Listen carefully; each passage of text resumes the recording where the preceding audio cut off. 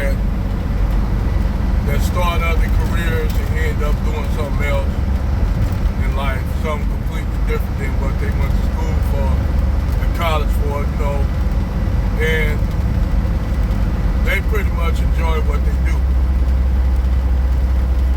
Now me, I always have been a blue collar guy. I come from a blue collar background. Not ashamed of it at all. Not ashamed. Only time I've been without a job after I got out of the military, and I worked at Chrysler. The plant shut down, and I went work, at little blue, forklift driver at the warehouse. Did a lot of little jobs, man. And I ain't gonna lie, had the hustles and stuff on the side, because I also went to trade school, got electrical, due to the GI Bill. Went to trade school, to ITT Tech, got me an electrician, engineer license, and a HAVAC. Also, I had a little construction up under my belt. The renovations, homes, drywall, carpentry, little plumbing under my belt. And that's a lot of that I did, when I was in between jobs. I had odd little jobs, making money. I always had something. It was at a low point, my lowest point, man, when I didn't have nothing. I was actually living on the street, homeless. And feeling I never asked for no one to give me anything. At the time, my dad was still alive, my mom, but the thing is, I didn't want to go home because I didn't want my family, nobody to even know that I was out there like that, living in that condition. I could have went home and Dad would have gave me a room, but I didn't want to do that because I was ashamed of going home to, see me like that. Or anybody that I knew, from family members to friends. I didn't want them to know that I was living out there on the street like that. And I know what it's like to be looked down upon, even by your own people, even by black people. I was looked down upon by men and women. Never asked nobody for shit. Didn't panhandle none of that shit. I just did our job. I stayed in the goddamn shelter. Damn near got ate up by goddamn bed bugs. I tell you, that had motherfuckers try to steal my shit. And I was at that point in life where I was at the lowest part of my life, and I promised myself when I got back up on my feet again, I'd never be in that situation, in that predicament. I was wrong.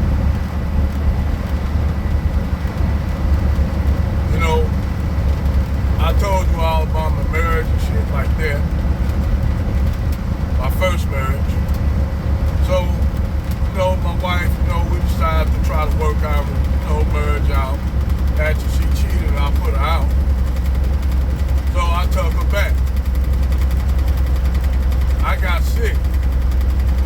This is when I first started driving the truck. I got sick with cancer. I came down with cancer due to, they from cigar. People are like, oh, why you smoking cigar? Shut up. Listen. I had got cancer. It wasn't an aggressive cancer. It was what they call a malignant cancer. It wasn't a cancer that spread real fast. It wasn't a fatal cancer that I had. Now, I would say that it was due to all the depleted uranium I was dealing with, but I ain't gonna blame that on the military, even though some people say possibilities of that. But anyway, anywho,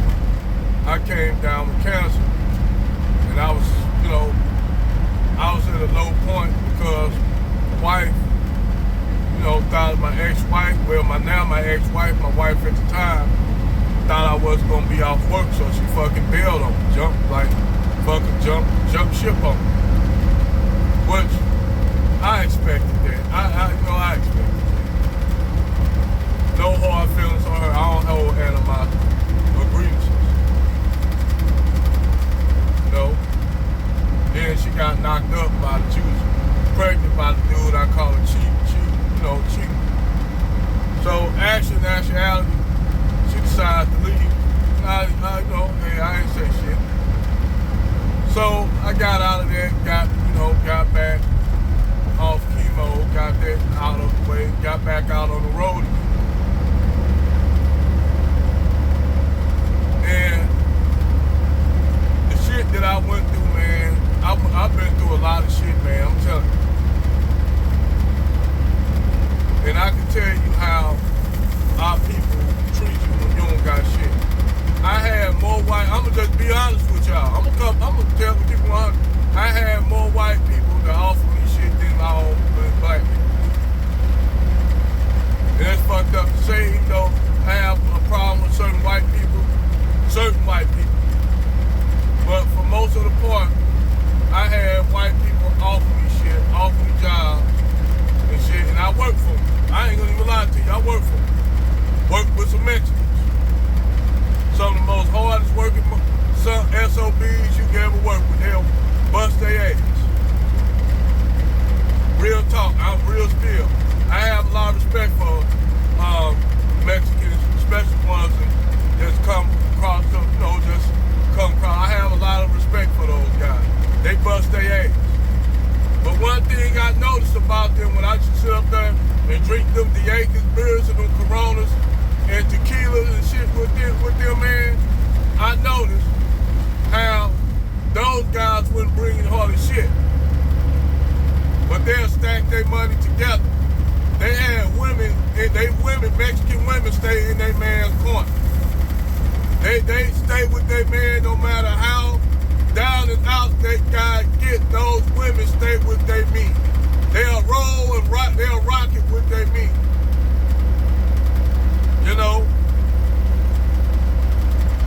That's just real spill. They will rock and roll with their meat. Unlike a lot of black women, they'll bail out on your ass. But them Mexican women, they stand true with their meat. Lesson for black women, but black women ain't gonna listen to them. They have to get told this by the chicks that's in the passport bros that be sitting up there attacking these, call them dirty foot women and shit like that. They attack these women. But them women will show brothers that same love. I had some women, some Mexican women that tried to get up on me, but, I tried to stay within my race. Ain't nothing wrong with Latin women. I don't got nothing wrong. If they was Afro-Latino, that'd have been different.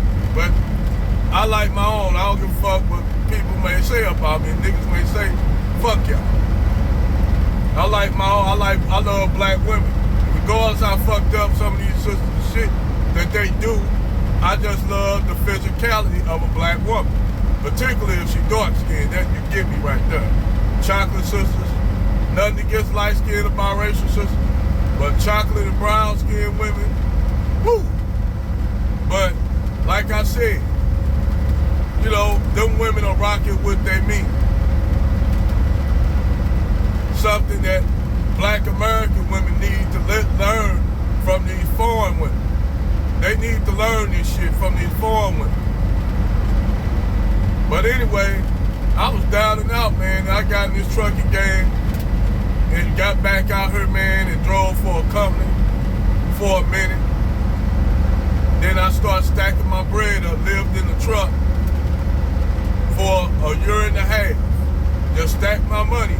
Then go home, lived out here on the road, rocking the road, lived out the truck.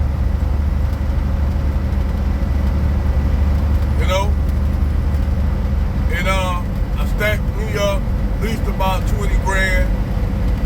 But I was 10 grand short of getting the truck I'm driving right now. 10 grand short. So I finally had built up the nerve to, told me before all that my dad was he was real sick. And my dad,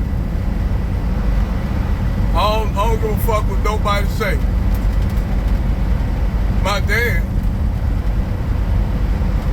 unlike other fathers that lived in my community that wasn't done, my dad was everybody's father that didn't have him. Even my friends looked up to my dad. My dad had other women trying to flirt with him because they knew he was a solid dude. He was in the military, blue collar guy all his life, and had women. He was pursued by women, but he never, not once, stepped out on my mother, not ever. They had some argument, man, but he decided he wanted to leave, just walked out, but he came right back.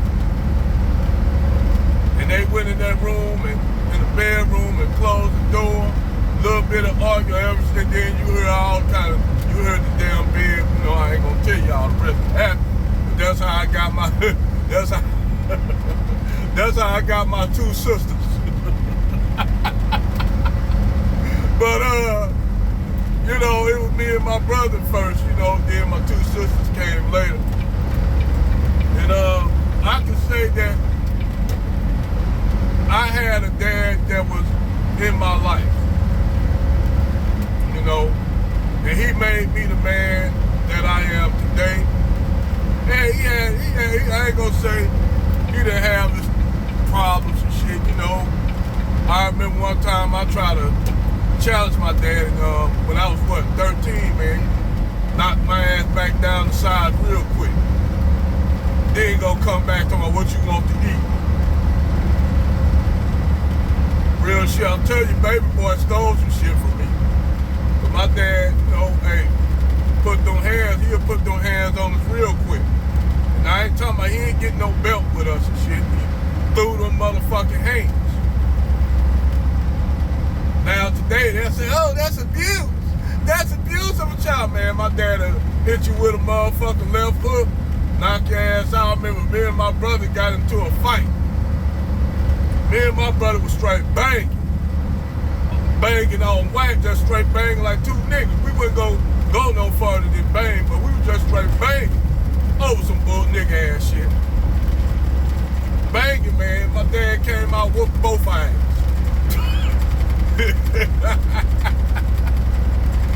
My dad whooped both our ass, man. He put them hands on real quick, told him to knock that shit off. And we went back, man, played cards and spades and shit. Down in the basement, had our little buddies down there. We playing spades and shit, cause the basement, my dad had a fucking pool table down there. Fucking, a card table, and had a motherfucker, we had an arcade game down there, like a fucking arcade, I think it was motherfucking Pac-Man and Galaxy. We had that arcade game down there, and all the fellas, because he had it, the basement, soundproofed off, so man, we be down there kicking it in the basement. Long as we don't get out of hand, we drunk, burn shit. Long as we don't smoke no reefer and shit, down in the basement, smoke the little wacky grass, the OG Kush. I've been there before. A lot of y'all have, man. Don't sit up there trying to front like y'all niggas like, oh man, I ain't never smoked no, man. Shut up. Y'all niggas be capping like a motherfucker, capping like a goddamn little cap gun. Stop. But we used to be down there in the basement, chilling. I always did that, man. Used to take all the Catholic school girls down there, be cooking, mom and dad going to work, skipping, cutting school and shit. Mom came home, whooped all ass with a fucking belt whoop. The girls' ass from the Catholic school whooped me and my brother and my partner ass, whooped all ass with their belt. We're like, damn, mama, damn. And they hit your ass across your back with their goddamn belt. You thought you was Kunta Kinte. Toby, my name is mama like, what the fuck you talking? Oh, sorry, mom, I'm having a flashback to roots. But yeah, man, I got in this game, man, and I'm gonna tell you like this: I love what I do.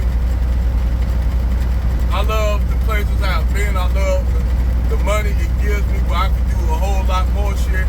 I love what I do, and even if I had millions, I could come into millions today, and I still do the same shit. You know why? Because I love what I do. And it's one thing to love what you do and have a passion for it. I tell you like this, brothers, my brothers out here that do jobs that you love your job, don't ever let nobody tell you that your job is mean. Never let no one tell you that your job, because you just have a regular blue-collar job, that your job is mean. Never let them tell you that, brothers. A man that loves his work loves himself.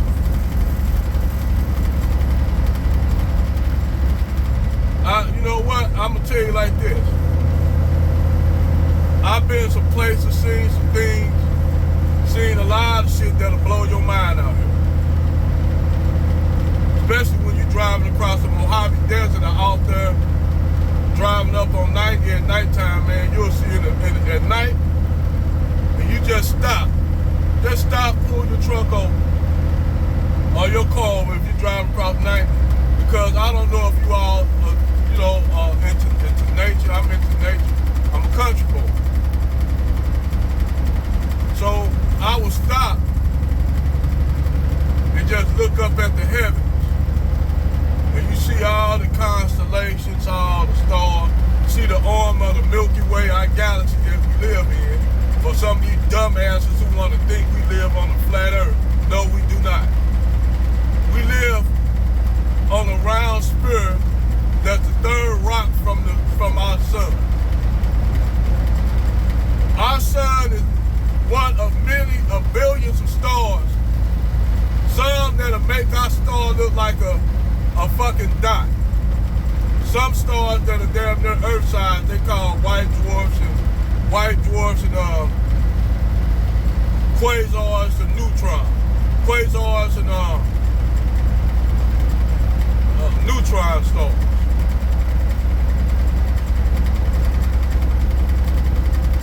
We live in a universe that is vast. I actually believe in a multiverse.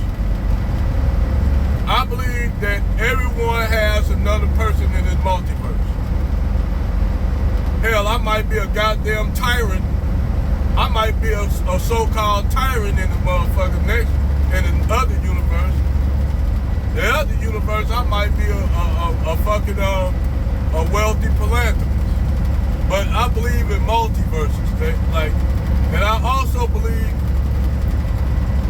I ain't gonna even lie today. If you ever seen the movie called The One with Jet Li, I think that's how the universe is. When you die, your spirit travels, either stays in this world or travels to another dimension, because keep in mind, your body is energy when you pass. Like I told you all, a couple videos before, our bodies are mobile suits. Your body is a mobile suit. But that's a video I already did. You know, I see y'all like my goddamn food videos and shit like that. That's cool. But like my other shit, damn it, like my other content I put up.